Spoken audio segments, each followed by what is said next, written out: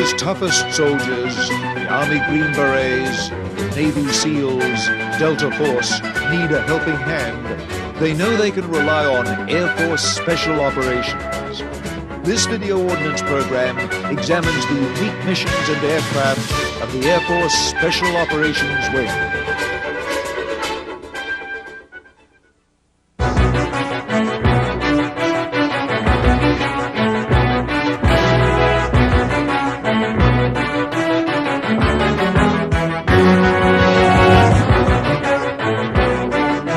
In the 1960s, the American Armed Forces realized that more attention had to be paid to low-intensity combat, the brutish little wars in the Third World involving guerrilla forces. Special aircraft were needed for special missions.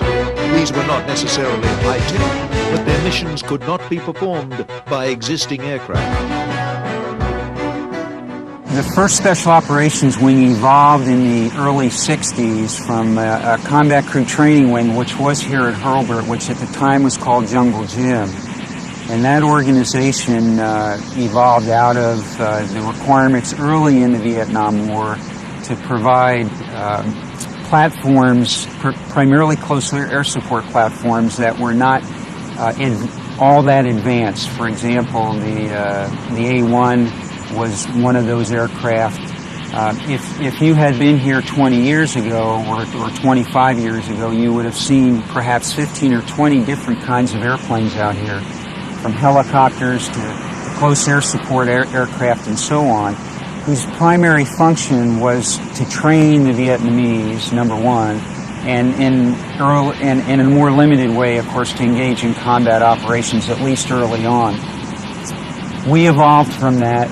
As Vietnam drew down, we did as well, and then moving into the late 70s, we like to frankly call Ayatollah Khomeini in a sense, the godfather of modern special ops, because it was there where we played a major role in the attempted rescue of the American hostages in Iran. And from that time forward, we began to get perhaps the kind of resources that we needed to do this job in the modern era. The first Special Operations Wing at Hurlburt Field in Florida is the final evolution of these efforts. This unit is different from most Air Force wings in the variety of aircraft it flies. Most wings fly only a single type of aircraft. But the 5 squadrons of this wing each fly different aircraft types configured to support very specialized missions. We have 3 fixed-wing aircraft and 2 rotary wing. In the fixed-wing category, we have the AC-130H Gunship, which is our gunfire support platform.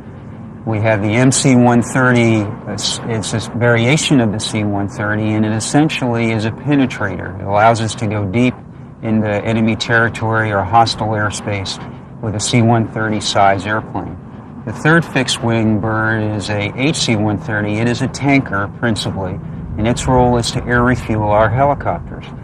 Now, the 2 helicopters we have are sort of large and a smaller one. That is the H-53 variant, the MH-53J Pave Low, which is, again, a penetrator asset which can go deep. The MH-60 is our light lift helicopter, also air refuelable. It can go deep as well, but does not have all of the penetration avionics that either the 53 or, say, the MC-130 have. The MC-130 is called Combat Talon.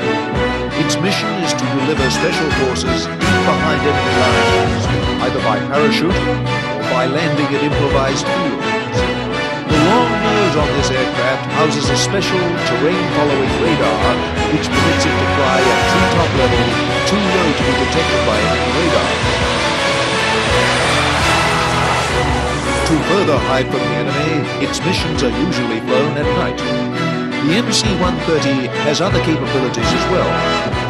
Combat Talon is fitted with a Fulton surface-to-air recovery system. This can be used to extract troops or equipment deep behind enemy lines without the need for the aircraft to land. The Fulton system snags the line, suspended by special balloons, and then brusquely winches in the passenger. During the Gulf War, one of its special missions was the delivery of the largest conventional bomb still in service, the massive 15,000-pound Daisy cutter. About 10 of these bombs were used against frontline bunker complexes, intended to discourage the Iraqi troops from offering serious resistance to the initial American onslaught.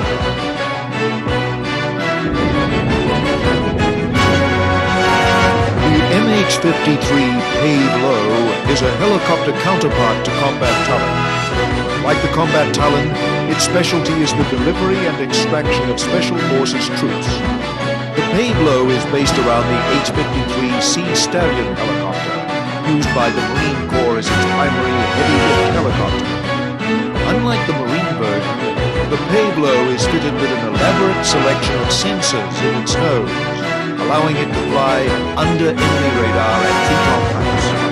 During Desert Storm, Pave-Lows were used to rescue downed pilots deep behind Iraqi lines. Another of its secret missions was to lead the first attack on Iraqi air defenses, guiding in Apache attack helicopters to destroy Iraqi radars.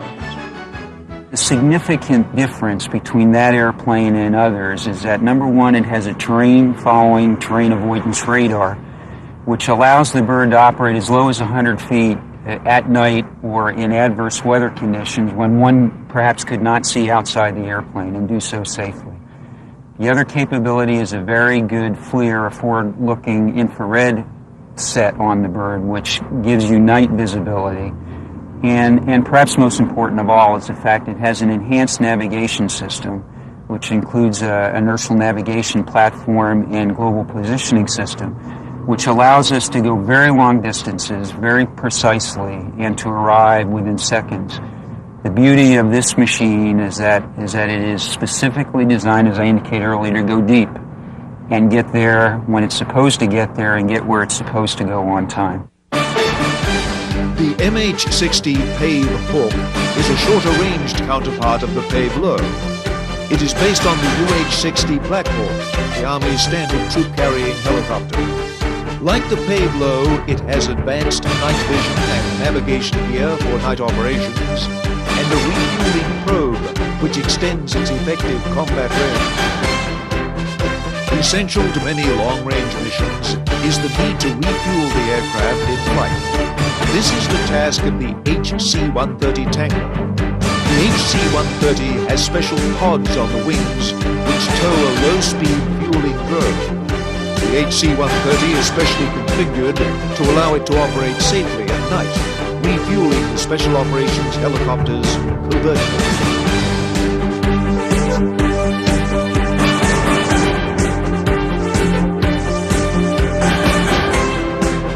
The final member of the Special Operations Wing is the AC-130 Gunship. The AC-130, nicknamed Spectre, provides fire support for Special Forces troops on the ground.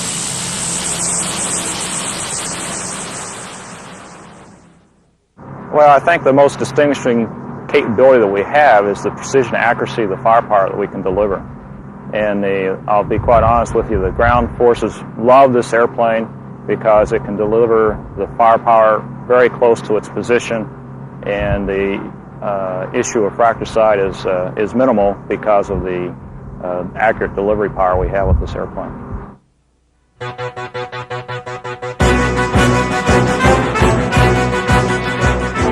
Gunships were one of the first types of aircraft developed for Air Force special operations. During the Vietnam War, there was the need for an aircraft able to deliver precision firepower near friendly forces. This led to the AC-47 Spooky Gunship and others. The gunships were based on transport aircraft, which offered the needed size and stability at slow speeds. Almost inevitably, the C-130 became the ultimate gunship platform. The C-130 is one of the most successful transport aircraft ever to fly, and has proven ideal as the basis for the AC-130 Spectre. Its specialty is the delivery of pinpoint firepower. It's a very good airplane to fly. It's very forgiving. It takes a lot of crew members, obviously, to get it moving in the right direction. Yeah, it's not the yanking and banking, you know, that the A-10s, the F-15s, and 16s get, but it's fun. It really is a lot of fun. We don't, with the slick 130s, we don't get up and cruise at altitudes. We've got so many holes in this airplane that getting up above 10,000 feet is a task for us, but it's fun to fly. One of the most striking features of the AC-130 Spectre is the size of the crew, 14 men. No other attack aircraft has so large a crew. The crew is needed to operate the guns on board the aircraft, as well as the sensors and computers which make the guns so accurate. First of all, we have 14 people on a crew, and the first real challenge to any one of those crew members is crew coordination. And we have several interphone systems on the crew, but it's truly a crew effort when this airplane goes into combat. You have two pilots, a flight engineer, you have a navigator and a fire control officer that all sit up on the flight deck. Then back in the cargo compartment, you have a booth back there, and you have an electronic warfare officer, you have a TV operator, and an infrared operator working that booth, and they're doing a lot of their mission coordination and finding the targets with that fire control officer sitting on the flight deck. And then the remaining people in the cargo compartment are 5 aerial gunners, as well as the loadmaster sits in the tail of the airplane, looks out and scans for threats to the airplane. So it becomes a real crew effort to get the bullets out there on the ground to support the guy that may be on the ground or in our interdiction or army reconnaissance role. The Spectre crews are drawn from crews of Military Airlift Command, including the transport version of the C-130 Hercules, called the Slick by Spectre crews. I feel as far as the 130 world goes, this is the cream of the crop. This is where everyone wants to be. Anyone that's flown Slicks, they will kill each other to get here, as they say. It's a great airplane. At the heart of the AC-130 Spectre is its gun systems. As on the first gunships, the Spectre has them lined up along the left fuselage side. We'll start at the front of the aircraft. We have two 20mm Vulcan cannons. Each one is capable of putting out a rate of fire of approximately 2,500 rounds per minute. We normally limit our bursts to 8 to 10 seconds maximum to keep the barrels cool, and also to conserve the ammunition on board. We do have a finite amount of ammunition, and normally a small dose will do more than a large burst will do anything. Moving back, we have the 40mm Bofors cannon. If you're familiar with the old World War II movies of the pom-pom guns, what we've done is taken one of the pom-pom guns off, put it on a trainable mount, and put it in the aircraft. Most of the ammunition that we shoot is 1950s vintage, so it's an unusual gun in itself. And then finally we have the big weapon, my own personal favorite, the 105 howitzer. My philosophy is start big and work your way down, but it is a very good weapon. It's a standard Army field piece, 105mm howitzer that's been put on a trainable gun mount and fed through the fire control system to make it very accurate, and it delivers a good punch when it hits. So it is a very nice weapon. The Spectre gunship is a complex combination of high-tech and low-tech. Its 105mm gun is the largest gun carried on any combat aircraft today. You've got to have some respect for the weapon. It recoils approximately 47 inches, and it's a couple thousand pounds. And if you're in behind it, or you fall in behind it, or your hands are in the wrong place, you could definitely get injured. So you got to have a lot of respect for that weapon and the ammunition. So we're very careful around that weapon system. The side-firing guns require some special adaptations to the aircraft. On modern fighters and attack aircraft, the weapons are aimed through a sight called the heads-up display, located in front of the pilot. This displays most of the critical flight information and aiming points. On the Spectre, the HUD is located on the side instead of in front of the pilot. With this HUD, as obviously it would be in an A7, it would be mounted right in front of the pilot, in front of the cockpit. But with us, with all our action going off on the left-hand side of the aircraft, we have to be able to denote, see the symbols up here on the combiner glass and where they're pointing on the left-hand side of the plane. Well, the HUD is what we use to aim the weapons. With the computer-generated symbols that we get from the HUD through the computer that's located back near the fire control officer station, that's how we aim the guns. when I'm shooting the weapons on this aircraft, I'm basically looking into a black hole. I can't see anything on the ground. We're firing, at altitudes that I can't distinguish ground references. I can't distinguish the target at all. But the sensors are able to see it, and their information is fed into the fire control computer, and that in turn generates the symbols on the HUD, and I use that to aim with. Once I get the symbols matched up on the HUD, then I can fire the weapons. Because the Spectre operates at night, it relies on a pair of night vision sensors to aim its weapons accurately. We're primarily a night aircraft, as you've talked about, and being such, we're equipped with an infrared sensor, which you can relate it to a television camera that works off of heat sources versus the light spectrum, and it's very capable. It allows us to operate in a very dark night without any light source. In addition, we have a low-light television set on board, which with some moon illumination can operate independently, and without it we can provide our own illumination, which is not visible to the naked eye. Those two unique capabilities gives us the eyes in the sky, and those sensors are tied directly into our fire control system. If you could imagine that with the tie-in that we have, where the sensor looks, the gun looks, and that makes it a very, very accurate nighttime resource. The reason the gunship can deliver its firepower with such accuracy depends on tactics as well as technology.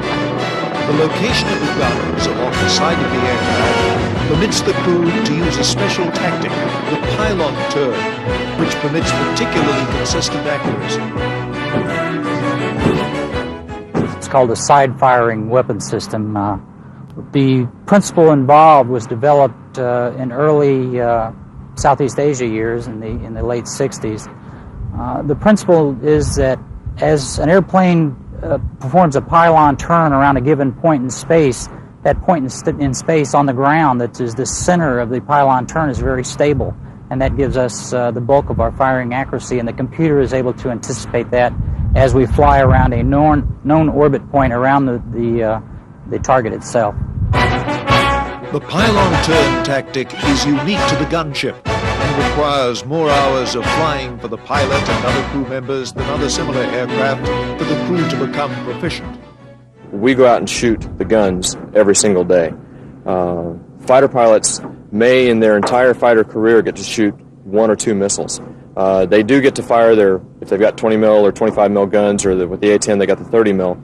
They'll get to shoot that quite a bit. Here with the gunships, though, our normal everyday load is 20 rounds of 105, 96 rounds of 40, and 2,000 rounds of 20 millimeter, and we do that every single day. And an aircraft commander in this unit will get anywhere between 2 missions a week and approximately 4 to 10 missions a month. The precision made possible by intensive training and special tactics allow very small targets to be engaged accurately.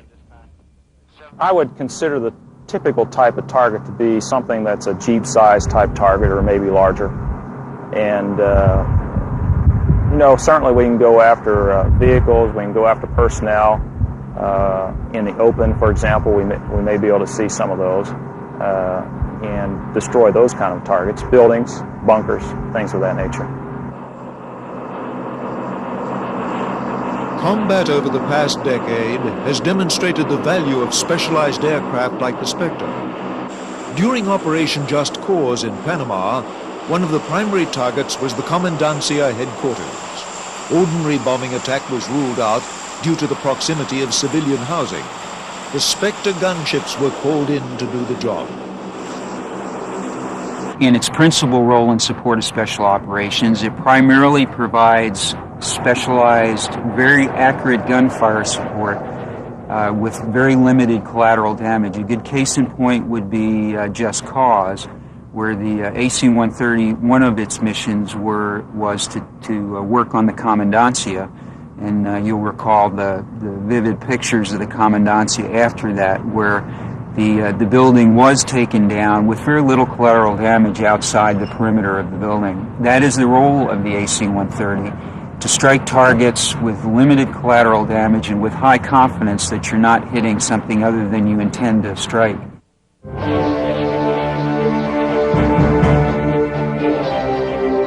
The AC-130 Spectre is primarily a night attack aircraft. There's very good reason for this. Since it is based on a transport aircraft, it is big and slow. Its pivot turn maneuver gives it great accuracy, but makes it a very predictable target for enemy gunners. To minimize the risk to the crew and aircraft, it flies at night when it cannot be seen by the enemy. To operate effectively and accurately at night, very sophisticated night sensors are needed. Our tactics do put us at risk at times, and we are very limited in the environment in which we can operate. We have to take into account the threat to us on the ground and any counter-air threat that may be available. And it's not a general purpose, any place, any time type of weapon system. It's very good at a very specific mission, but we have to make sure that we pick and choose as much as we can the mission to ensure, one, success, and two, that the airplane comes home. The unique capabilities that we provide, that very precise firepower close in with a low lethality envelope, allows us to work very close to friendly forces. And in the instances that you talked about, Grenada, Panama, those type places, the environment was permissive enough to let us work pretty much with a free hand. In those environments, I don't think you can beat us. The Spectre's night capabilities are reliant on its sophisticated sensors. During a gunship mission, the center of activity for the sensor operators is a small compartment in the middle of the aircraft.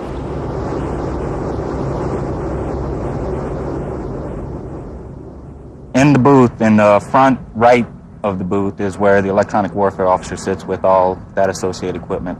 To my left in the front of the booth is the infrared sensor operator, who basically uses his infrared sensors to locate targets and guide the guns in on them. In the back of the booth is the TV operator, who uses the low-light television system also to find targets and guide the munitions down on them.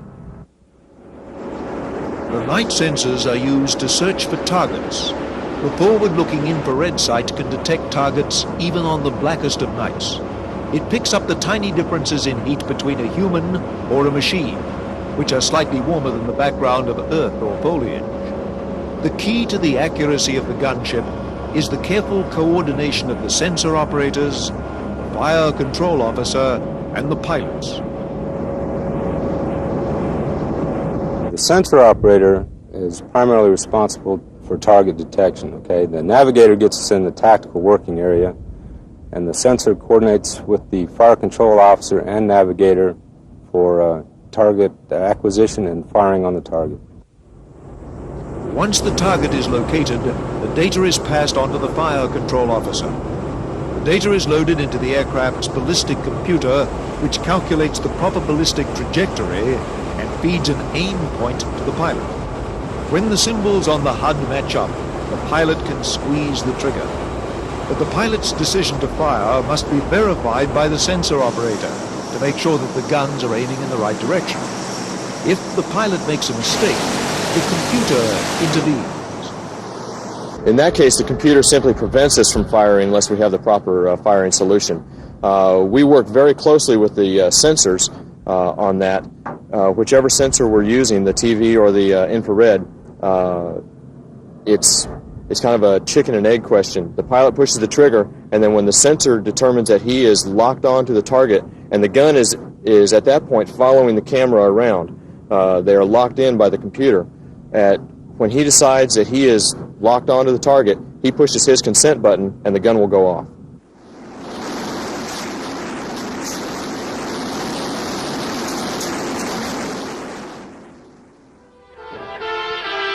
Night alone cannot protect the Spectre. Even the smallest and most backward armies are now receiving radar-directed anti-aircraft guns and infrared homing anti-aircraft missiles. The Spectre defends itself from these threats electronically. It has sensors located around the aircraft to pick up the electronic signals of radar-directed guns that might be homing in on it. And under the aircraft are missile warning receivers that can sense the launch and approach of an enemy missile. It is the job of the Spectre's electronic warfare officer to determine how the aircraft should respond to each threat. In the case of a radar threat or an infrared threat, I've got the equipment there to provide me an early warning. When I get that early warning, I'll direct those sensors to the area so they can start scanning for visual launch so that we get as early as possible a sighting on the missile so that we can better maneuver away from it. Some enemy weapons cannot be detected electronically, so old-fashioned human eyesight must be used to defend the Spectre. At the side of the aircraft sits one of the observers, and in the tail sits another looking through a plexiglass bubble. These observers have learned from experience what enemy fire looks like. Well, for example, a surface-to-air missile, you'll see a bright light, basically the launch. Then the missile coming up, you'll see the plume, the aft end of the missile, which is more of a corkscrew type action coming up at you, and they're quick. They're very quick. On AAA, the gunners, they use tracers to direct their fire on different size tracers for different size AAA coming up. For example, it's more of a lines of BBs coming up at you, red BBs, and that's very, very quick. It's also very, very dangerous, very accurate. It is the experience of crewmen like these that has made the Spectre so formidable a weapon system. The Special Operations Squadrons have seen more combat over the last decade than any other Air Force units: Grenada, Panama, and Desert Storm. Their unique aircraft and their unique capabilities make them especially well suited to the demands of the post-Cold War years, to the low-intensity conflicts so typical of the past decade. Whenever there is a need for special operations, there will be a call for the Spectre gunships.